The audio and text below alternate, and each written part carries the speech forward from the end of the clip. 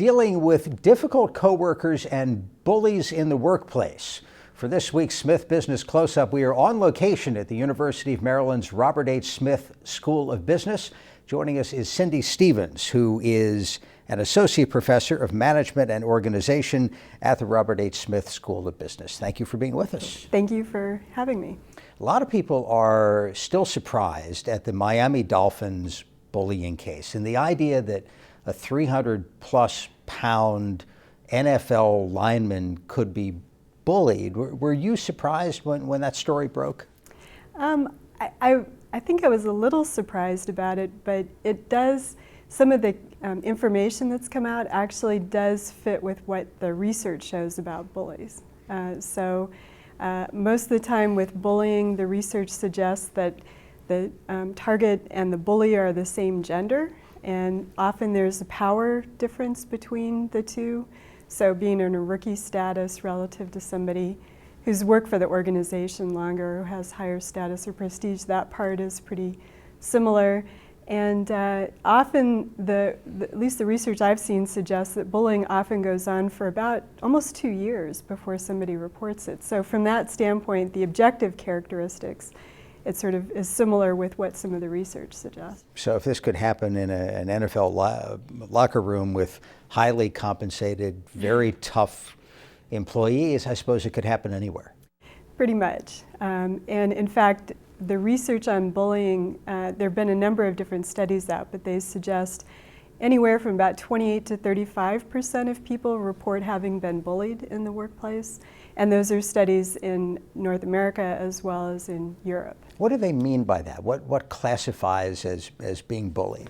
That's a great question. So the idea is that it's persistent, it's repeated, aggressive or hostile behavior at work, and usually from somebody who's in a higher power or higher status position.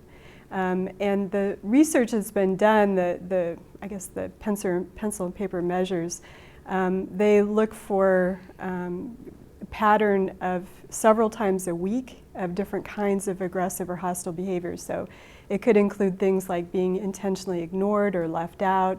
It could include threats. It could include being singled out or ostracized by the rest of the group.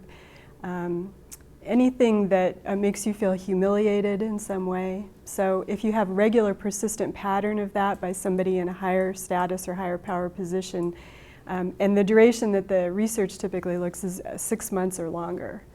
It can't be good for the organization. What's the impact?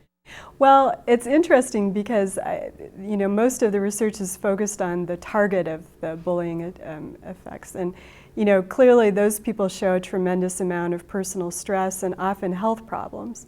But I think some of the research on aggressive behavior in organizations suggests it goes much broader than that. So on as a first level effect, you could find that the person ends up quitting or they end up on some sort of medical leave.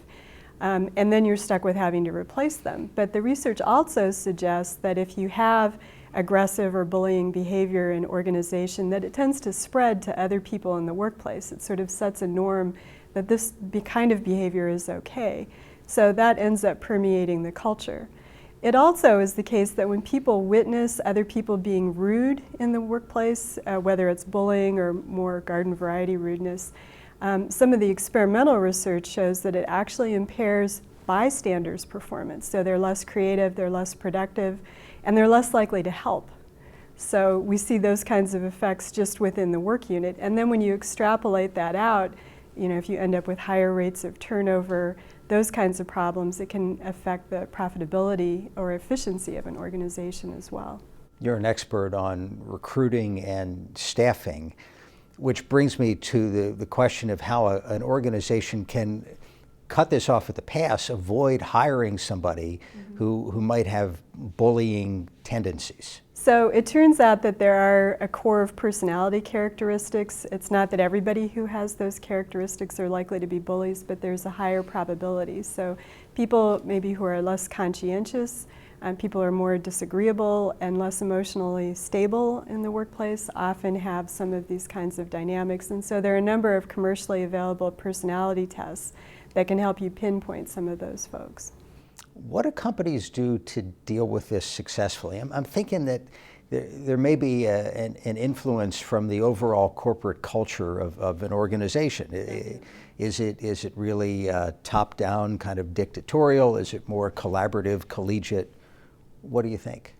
I think if you have a more collaborative sort of culture, you're going to run into fewer problems. I think some of the research suggests that if you have an aggressive culture, for example, there are differences between, say, the Scandinavian countries and the U.S. We have a higher rate of bullying in the workplace in the U.S. than in Scandinavian countries.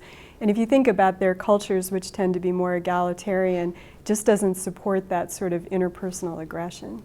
All right, Cynthia Stevens, Associate Professor, University of Maryland, Robert H. Smith School of Business. Thank you for being with us. Thank you so much.